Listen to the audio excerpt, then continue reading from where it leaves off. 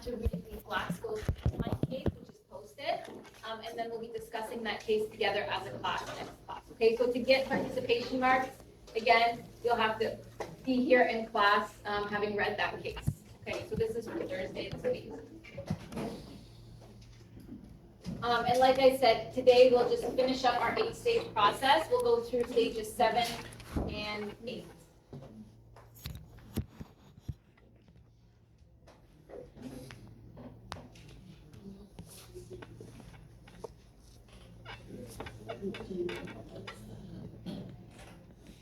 Okay, well, what is stage 7 all about?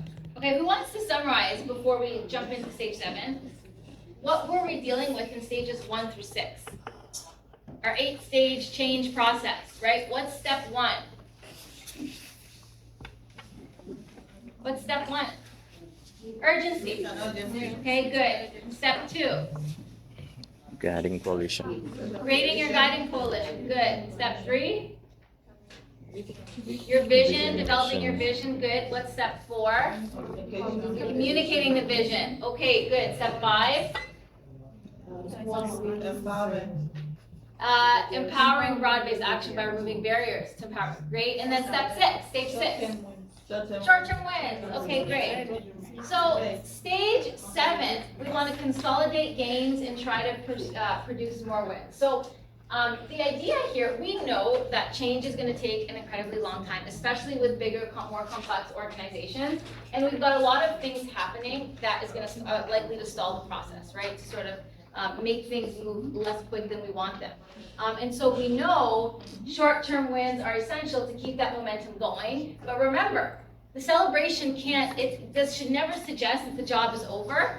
You want to ensure urgency is maintained, okay? And so what you're going to deal with throughout the process is a resistance to change that's never really going to die out, okay? So if you let up before the job is fully done, again, you lose that momentum and then regression follows, okay? So until changes are driven into the culture such that you're not speaking of it anymore in terms of a change effort, you're just speaking of it, okay, this is how things are.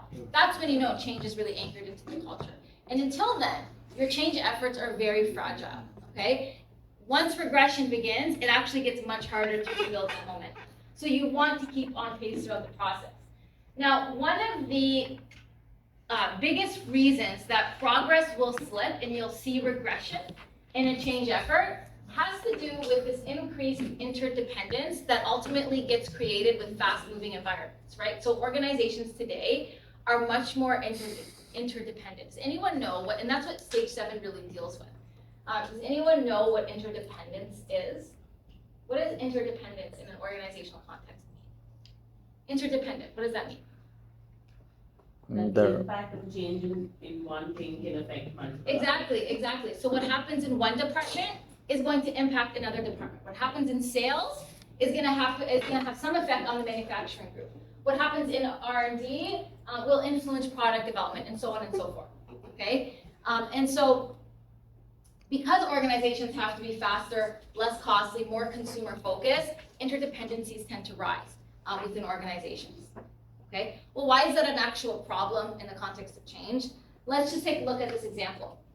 Let's say you're walking into an office. Okay, simple example, you're walking to an office that's furnished. Okay, you want to make changes to the office. Maybe you want to, move a picture frame from the desk, put it on the shelf. Maybe you want to move the couch from one side of the room, put it on the other side of the room, right? Maybe you want to reorganize the way books are situated on the desk. Okay, so you're making all of these changes in the office. Maybe you're opening the curtains because you don't want them closed. Pretty straightforward, right? The reason it's straightforward is because you're moving independent pieces around, right? You're just moving independent parts. That's straightforward. Nothing complicated about making changes to the office that I just described. Now let's say you walk into another office. Same exact office, same location of all these items that you want to move, but imagine there are strings and ropes and chains tying all of these objects together or linking all of these objects together. What does that mean? You want to go and move the picture frame, maybe the chair moves, right? You want to open the curtain, maybe the book falls, right? So what's happening, you move one thing, something else gets affected, okay? So that second example is exactly how interdependent organizations look like. right? Obviously that's a simplified version, but that's the idea, right? And what does that mean is when organizations look like the second scenario, right? Very few things are going to change or move easily without having to change or move other things, right? Because they will impact nearly every other element. So it's not that simple. You can't just walk in, close the current, because now the book fell. Okay, now I gotta go pick up the book. You move the book, well now the chair moved, right? And so you can't just make one change, you really have to change everything.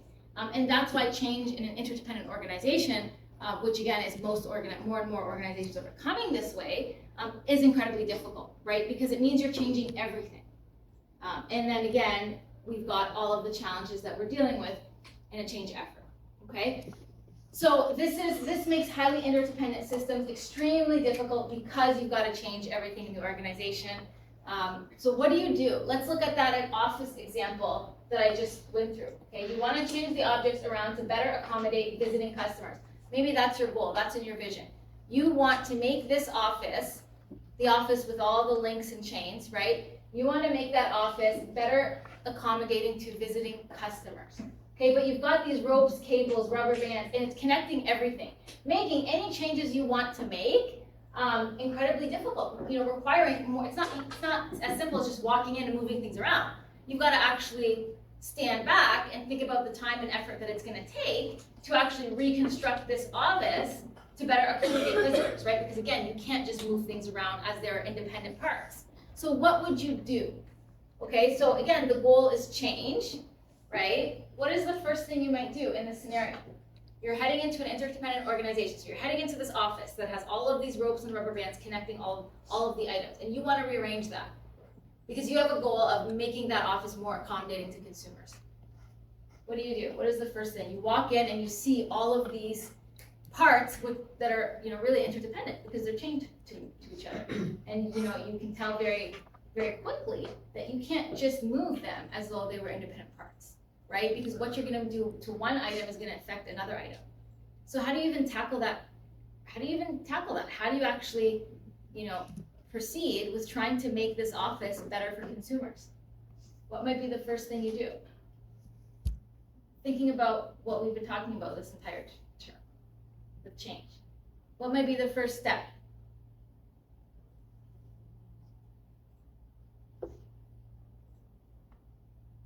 It's actually an easier question than you might think. You're overthinking it. What have we been talking about this whole term? Are you not approaching a change effort? What's the first thing you do? Okay, so what does that mean? Well, first you want to slow down and you need to build the capacity to tackle the issue. Again, recognizing this isn't as simple as just moving independent pieces around. Okay, this is going to take some time and effort. So I'm going to need the capacity to handle this situation, to actually construct this office, to transform it. So your first question, is the urgency rate around the issue of helping consumers, because that's the change I want to focus on, is that high enough? Okay, so you're going through the change process. If it is, keep going. If it's not, then you have more work to do around the urgency stage. Because again, if anybody who's going to help you make this happen, because clearly you've identified one person can't, walk into this type of a situation and change it all because it's very complex, right? And so if urgency is not high, you're not going to get any help, and you're not going to, achieve this goal without any help. So again, if there is no urgency, your first step is to increase that urgency, right? Like in any change process, because you need help. You can't just walk in and change all of these interdependent parts. It's too complex, okay? Second thing you might do is put together a team. Stage 2, your guiding coalition, okay? Without urgency, you're not going to get anybody to sign up to be a part of your team, okay? So in this simple case, you might only need 2 or 3 other people to help you tackle the challenge. But again, in the broader organization, the amount of people that are going to be on your team is going to reflect the organization, right? Its size, complexity, the nature of what you're doing. Then the 3 or 4 of you, the team that you sort of focus, are going to clarify what is your vision. What is your vision for this office, okay? And you're going to start calculating strategies to bring it to life. Okay, you'll find ways to communicate this to anybody who has a stake in the situation, anybody who can help you make this come to life. Okay, as the team of 3 or 4, you're then leading this mini change effort, and you're going to bring on anybody on board who has a stake, who actually might want to see this vision come to life. Okay, You're gonna identify anything that will stop implementation, right? What stage is that? Identifying anything that will hamper implementation of the new vision, and then trying to deal with those things. What stage is that? Create. Remember, removing barriers to implementation. Stage 5, right? You don't want things in the organization, anything that's gonna prevent you and your people from moving forward with your vision. You wanna remove and address those barriers. That's what stage 5 is all about, right? Only after you've really done all of this, you're gonna start putting together a plan for moving the furniture and getting to work in the offices, okay? Now, once you get started, you're likely gonna start with a series of smaller projects, not just one big move, obviously, right? You're gonna encounter issues, you can't move the desk until you do something else, right? So again, this is all common when you're dealing with a change effort. You're gonna take 3 steps backwards, 1 step forward. It's gonna work that way, or 3 steps forward, 2 steps backwards, right? That's the process.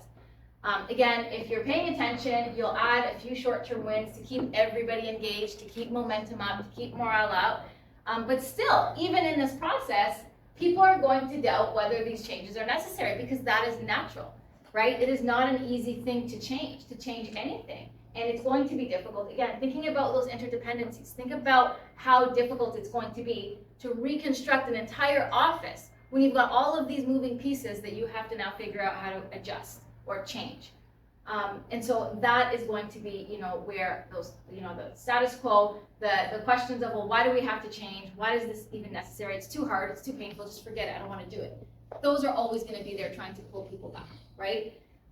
However, as you become more familiar and as you stick the process through, you're going to get to know how things work, right? You're going to become more familiar with the cables and the ropes. You're going to actually identify that some of them actually serve no purpose. Maybe you can do away with them. Not everything necessarily has to be changed. Maybe you can sort of get rid of some items that aren't impacting your overall effort, okay? You'll come up with new ideas that are going to impact your vision, right? Some are going to work, others are not. What's the net effect? So what is stage 7 really about? You're going to realize that you end up making much more changes than you even imagined. The time and effort that you put into the transformation is going to be much greater than you ever anticipated. But at the end of the day, you're going to get an office that is more consumer friendly, which is what you want. But it's going to take a lot of pain, time, effort, resources to get there. Okay? This is the nature of change in interdependent organizations. Okay? And so the process of introducing change in an organization is actually not much different from rearranging furniture in this office example. Okay? Again, since changing anything of significance usually means changing nearly everything, that's why business transformations take such a long time, right? They might take years, they might take decades. And at the extreme, stage 7 is constant identifying things that are going to work, things that aren't going to work, throwing out things that serve no purpose, working to build morale, this sort of back and forth. This can be a process that really ends up being multiple amounts of people that are working on smaller projects, okay? And so imagine many change projects within one overall project. Leadership, why is leadership invaluable at this point? Because leaders are the ones that stick the long term, right? So leaders are your long-term thinkers. You need people that are going to stay the course. You need people that are going to stay the course despite the challenge, despite the pushback, despite the difficulty, and that's where you get, that's where you're going to get from your leaders. Okay. So what does stage 7 look like in a successful change effort? You end up seeing more change, not less, than what you anticipated. You end up needing more help than you thought you needed, so you're bringing in additional people to help manage the project. You need leadership from your senior management, right? And so again, they have to maintain that clarity of purpose so everybody stays on board and is willing to stick it through, and also to keep urgency up. Then you've got, project managers, leadership from lower ranks in the organization stepping up to work on specific, more manageable projects. And then ultimately you have the reduction of unnecessary interdependencies, right? So again, identifying interdependencies that you don't need, that serve no purpose, and eliminating them. So that's the idea with stage 7, okay? In a very high-level summary way. Okay, so again, the process of moving forward, it's like you're actually, after stage 6, you're in the transformation, right? Even before stage 6, because stage 6 you're building short-term wins, but you're already engaged in your effort, right? This is now what it looks like when you're engaged in the effort. Everything from stages 1 to 5 is like everything you're doing before you're actually in it, before you're actually tackling the change, before you're actually implementing the plans, right? And then lastly is anchoring the change into the culture. Now, this is stage 8, okay? And so this is why I think most change efforts will fail before being anchored, or before will actually fail, is because regression sort of happens. Even if you've gotten pretty far in your change effort, if that change really hasn't sunk into like the bloodstream of an organization, it will regress, okay? It has to be so ingrained in the culture that it's not subject to regression anymore. And what does that actually mean? People aren't talking about change as, oh, we're undergoing change. Oh, we're in a transformation effort. That's not how we're talking about change. If you're still talking about change like that by saying the word change, you have not anchored change yet, and you've still got a long way to go, right? When change happens, it just becomes the way you are. You're not thinking about it as a change process. You're just thinking about it, oh, this is how it is. This is how we are. When you get to that point, change has happened. Until you get to that point, it's incredibly fragile. The whole process is incredibly fragile. It's like rewiring, right? Take a human individual who's been wired a certain way their entire lives. They're gonna keep repeating behaviors over and over and over again because that's their wiring, right? The older we get, the more we repeat those habits, that's who we become.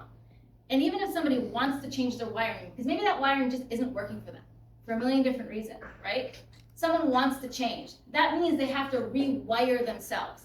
And imagine how much work goes into rewiring yourself. And until you become rewired, and that it's just, this is how I am now, and you are repeating those behaviors as if that's your new wiring, like that's just your new wiring, right? So it's reflected in your behaviors, it's reflected in everything you do on a day-to-day basis. That's when changes happen.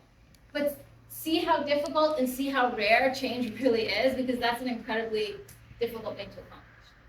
Okay, so culture.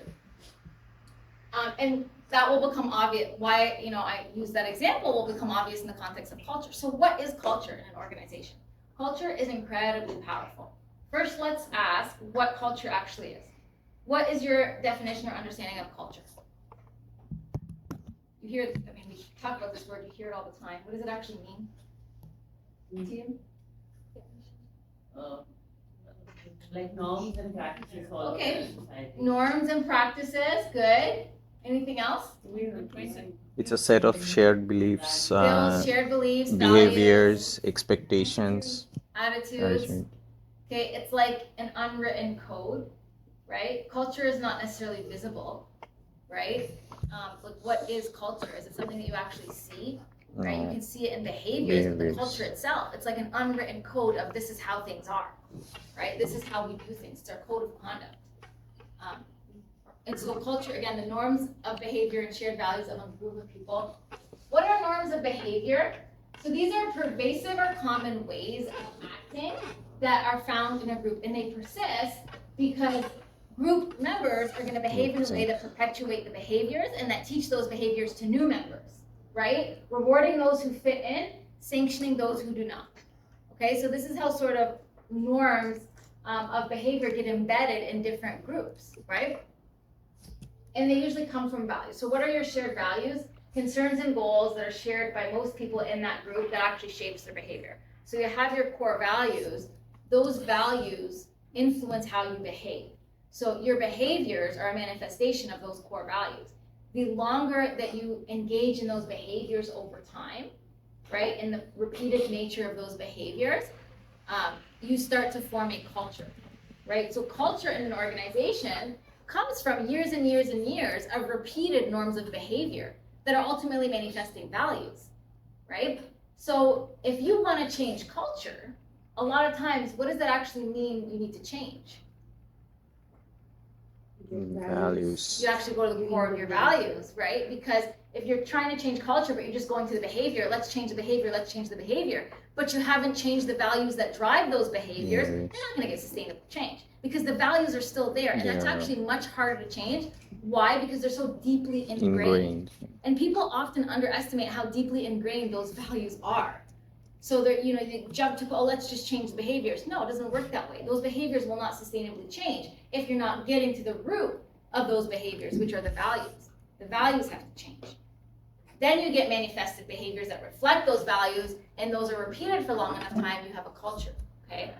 Hence why culture is actually so difficult to change. In organizational context, sometimes you will never see culture change unless everybody who is a core part of forming that culture is gone. And you've got new blood, new values shaping the new culture, right? Because if you've got values in people that have a strong influence in culture, and those people, maybe they've been doing it for their whole lives, they're not even interested in change. Don't even bring up change. They don't want to change. Complacency, right? Most common thing you'll see in people.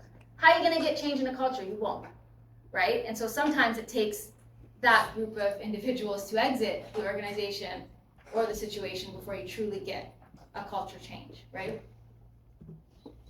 Okay, so why is culture so powerful? Well, kind of what we just said, right? It influences behavior because new people that are coming into a culture are going to be sort of, you're trying to immerse them, right? So ultimately, having them adapt to that culture through teaching them those norms and behaviors. And typically, again, assuming that there's some core shared value that connects with the shared value that you're bringing them into. But culture is important, again, because it powerfully influences human behavior. It's incredibly difficult to change. And the fact that it's nearly invisible, because you can't really see it, it makes it difficult to address directly, right? Like, it's not obvious in many cases. Although when you've been paying attention for long enough, you can identify, what culture is really like, okay? And shared values are more difficult to change than norms of behavior because they're just more deeply ingrained, right? Okay, so when you've got new practices being introduced in a change effort, if they are not compatible with the culture, obviously you're gonna have regression, right? They're going to be subject to regression because you're gonna get conflict, right? If the old culture remains and you're trying to introduce new practices in an old culture, if they're not consistent, you're gonna have a challenge. Even when they're consistent, you're gonna have challenges, right? And that is because those new approaches aren't anchored firmly into those group norms and values, right? So you don't get true change until the new practices are anchored into those group norms and values. Like, again, I say the word bloodstream because that's a powerful visual. It has to become in your DNA. That's the idea of change to really sink in. It literally becomes embedded in the corporation's bloodstream because that's what it takes. It takes that much integration to truly sustain itself. Culture is powerful for three main reasons, right? People are selected and taught so well. Again, organizations with a certain culture will find people. How many times do you hear about, we need to find people that fit? We need to find people or we need to hire candidates that fit our culture, right? Organizations will actively seek people to fit their culture, okay? And they teach them to fit their culture. And because people are selected and taught so well, that makes culture a very powerful tool, right? And then even harder to change. Culture exerts itself through the actions of hundreds and thousands of people. Again, another reason why it's so powerful. And all of this is actually happening in the unconscious, right? So all of this happens without conscious intent. Again, people will often behave in a way that's adapting to a culture and not even know any different, right? Because it's not something that you're dealing with it directly. It sort of just happens in the course of your day-to-day, okay? And because of that, it's difficult to challenge or discuss because people aren't really aware. So there's an awareness issue of whether, of how they're behaving and, what type of culture they're actually behaving in reflection to. Okay, so in many efforts, the core of the old culture will not be compatible with the new vision, but some norms might be, okay? And so here, the challenge is to insert the new practice into the old roots and then kill off the inconsistent parts. Okay, and it is difficult enough, like I mentioned, to anchor new practices into a culture even when those new practices are consistent with the core of that culture. okay? But if they're not consistent, you've got a much more difficult task on your hand. So let's look at an example of what this all looks like. So let's take a look at a firm that was founded in 1928, okay? So the key experience that shaped the culture was the Great Depression during this time. That made the norms and values throughout the company very conservative, okay? Because again, you have life experience. Things are happening around you at a certain point in time that shape your values, right? And that are gonna shape your behaviors, okay? Why might the norms and values throughout the company be conservative during the Great Depression? You can imagine, right? So again, this is the 1928 though. Then the firm stumbles in the 1980s, in the late 1980s, and a new management team engineered major changes. So this approach had been working for several decades, up until the late 1990s. We've got to change, right? The environment starts to demand more change, okay? Then you've got a new team coming in, trying to introduce change. What do? You get a lot of tension between the old culture that's still there, because the members are still there, and these new people joining the organization that have more of a take risk type of approach, less conservative, less adverse to risk. Even after they communicated 100% support of the new methods, and evidence showed that those new practices would work, the old culture still refused to die. So what did the managers do in this case? Well, they talked a lot about the evidence that shows how performance improvements are linked to new practices, because now it's about convincing everybody else that the old culture has to die, right? They talked a lot about where the old culture had come from, how it had served the firm well, but why it was no longer helpful. Why is number 2 important? You're coming into an organization with a firmly ingrained old culture. You're trying to introduce new practices. You're gonna get resistance, right? Especially from the people that were part of shaping that old culture at the time that it was needed, at the time that it worked. You're coming in, why? And you're trying to convince everyone of a new practice, and you're trying to make a new culture based on the fact that it's evidence. Evidence shows that it's what the organization actually needs to continue to survive and to prosper. Why is it important to talk about the old culture, where it's come from, how it was working well, acknowledging that it was working well, but then talking about why now it's no longer helpful? Why all of that? Why do you think that's helpful? Right? You're coming in, just think about it sort of from a common sense perspective. You're coming in with all these new ideas, and you've got people resisting it because they were part of the old ideas. Why are they? They're naturally going to resist your ideas. Right? But why strategically, and it's just the right appropriate thing to do, if you want to get those people on board, to acknowledge the old culture, to talk a lot about it, to talk about how it worked well, but then to explain why now it's not working anymore. Why all of that? So that the old timers understand why the shift is. And also that they see that it's been respected. A lot of people resist, new practice if they're part of sort of maybe older practice, if you come in and don't acknowledge everything that they've done. That's just normal human reaction, right? You need to acknowledge that it has served the company well and acknowledge credit where credit is due. Otherwise, people just sort of naturally just resist what you're going to say, even without thinking about the evidence, because it's like an ego thing and the pride thing. And so it's about sort of managing those aspects of someone's personality, especially when you have more conservative folks who have been around for a long time. They're not going to want you to just come in and just basically tell them, well, your practice is no good. What about all the years that it was good? You need to acknowledge that if you want people to buy into your new ideas. It's sort of just about respecting, the old perspective, making sure that it's heard, acknowledged, but then showing with evidence why it's not working anymore, okay? What else did they do? They offered anyone over 55 an early retirement program and worked hard to convince those who embrace a new culture to stay.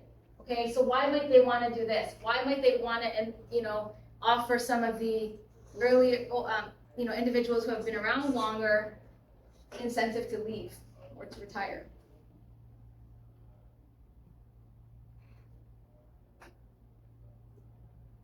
I think they may resist the change more because they have been.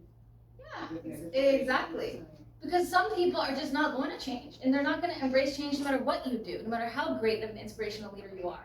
You can't force change, right? And so if somebody's been doing, the longer people have been a certain way, the longer they, which comes with age. So by naturally, the older someone is, if they've been like that their whole life, if they follow those values and those behaviors their whole life, they're gonna be more resistant to change. It's just common sense, right? You've been wired for 1 year versus for, 50 years. Who's gonna be, more difficult to change, okay? Because again, the more you repeat behaviors and thinking and attitudes and all of that, the more wired you become, more ingrained it becomes, the more hard it is, the more difficult it is to then undo. And so a lot of cases, like I said, the only way to have the true change is when people leave. Okay, so in some cases you have to actually encourage that in order to get the new culture that you want, or else you're always gonna have resistance and you'll never succeed in the change effort.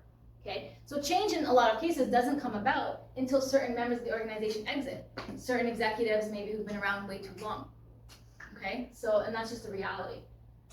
4, they made sure the new hires were not being informally screened according to old norms and values, right? Again, making sure anyone coming in now embraces new values, the values that the new team is holding, right? The values, the norms that you want for your change.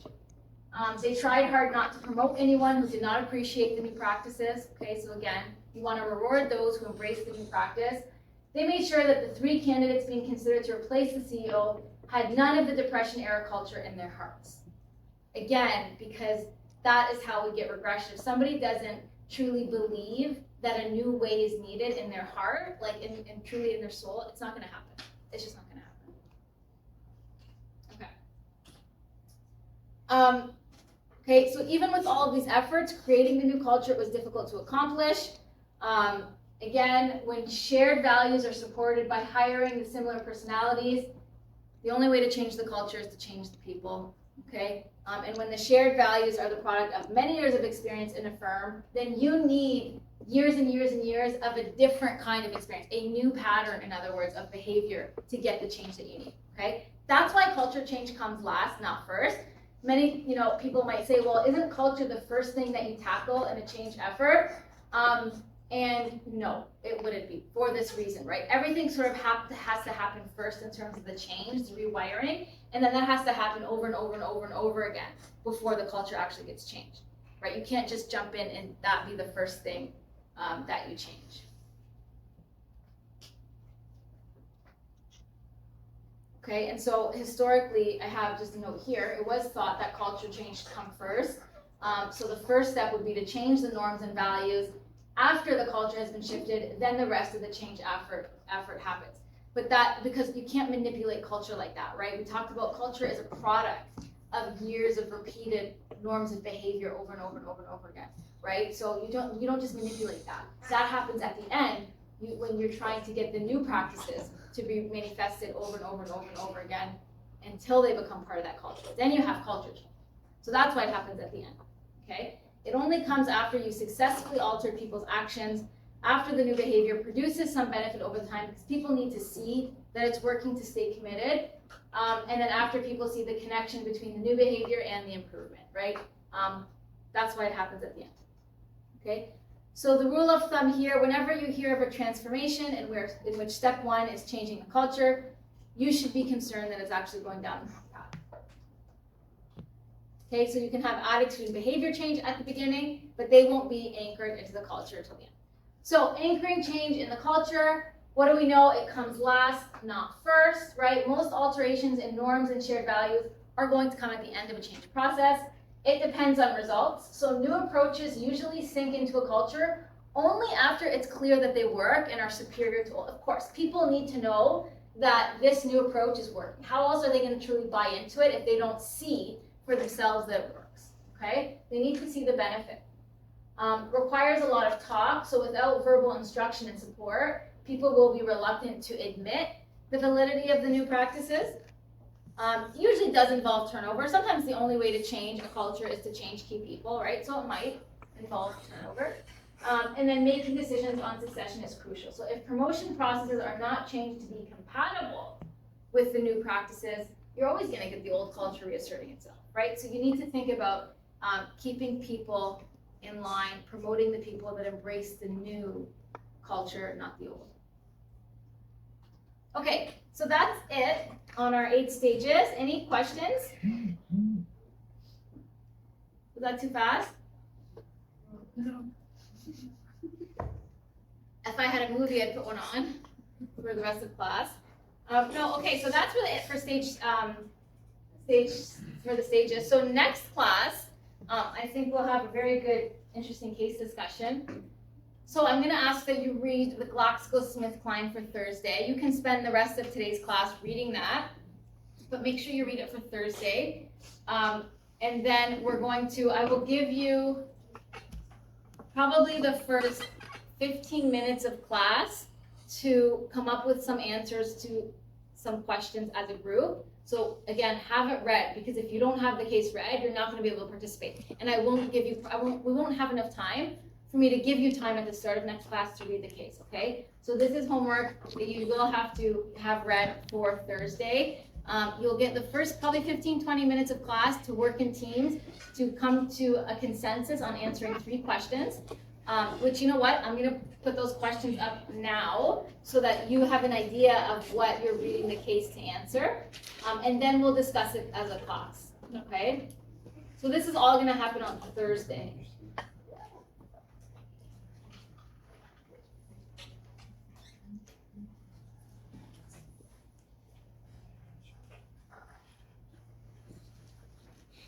Oh, it's not, I don't have the slide posted, so I'll just tell you what I'm gonna ask you to do when you're reading the case. Okay, so you're reading the case. I want you to identify who are the main stakeholders. Okay, who are the main stakeholders? I will bring this up again Thursday at the start of class, but this is just to give you a head start as you're reading. Who are the main stakeholders? What are the key issues? Okay, what are the interests of each of the stakeholders? So who they are and what do they care about in the case? You'll see there's a big problem, something happening in the case. Okay. So what are all of the main stakeholders, what are their interests, each one of them, or each group? What are the main issues in the case? If you were the CEO, how would you have handled the dilemma? And in answering these questions and in reading the case, I want you to think about the role of managers in society. So the role of businesses and managers in society from a corporate social responsibility perspective, right? So what is the role of managers in society? Do businesses have a role to play in society, in bettering society? What do you think about that? And this will make sense when you read the case, but think about those questions, and then when you read it, we'll come back to those questions, and then I'll have you work in groups to answer them.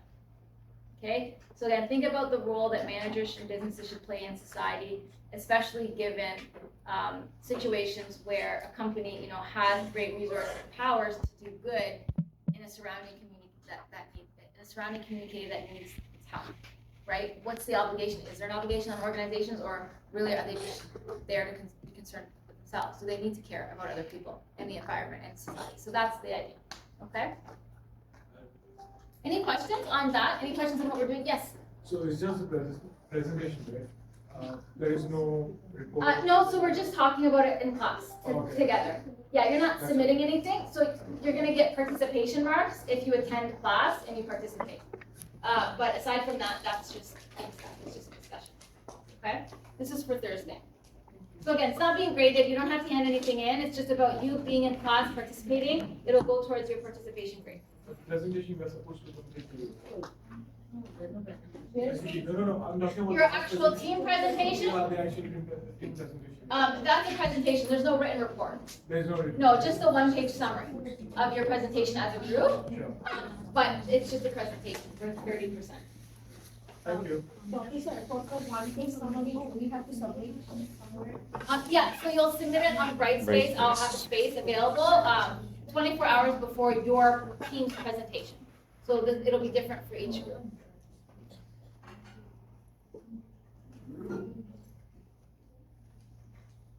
Okay, any other questions? Okay, that's it. Thank you so much. Make sure you read the GlaxoSmith case for Thursday. Thanks, everyone.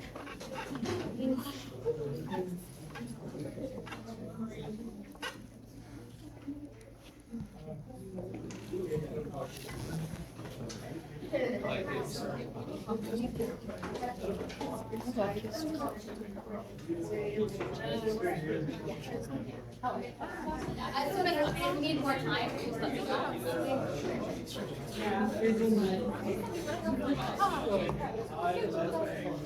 Oh, yeah, no, it's before 18, yeah, just before your presentation, yeah.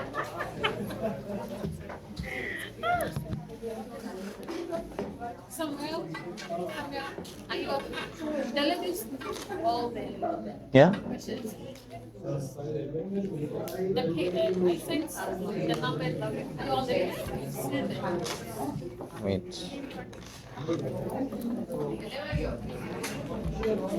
Do you mind? Which you call the questions? And it's like, look, just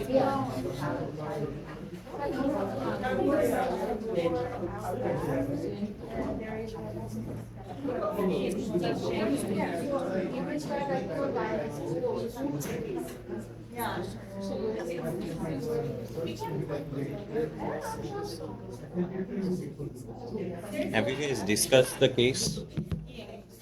No, like the case, not the distribution.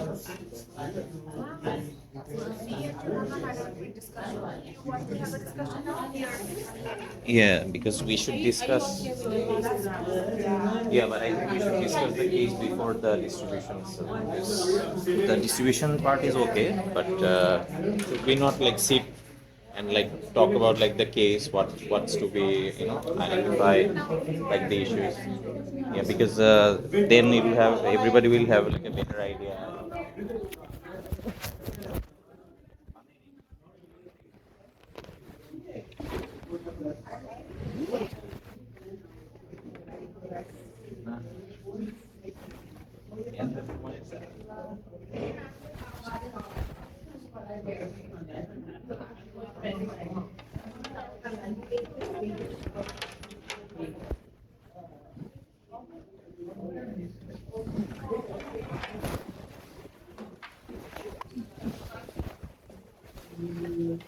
Looking for a role. What I'm getting, actually, what the job I'm getting is part-time job. I'm looking for part-time job. One of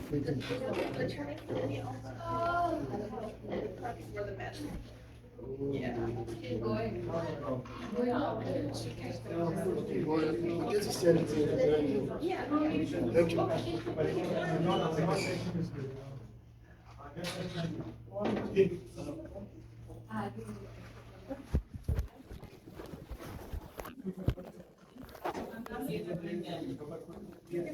you.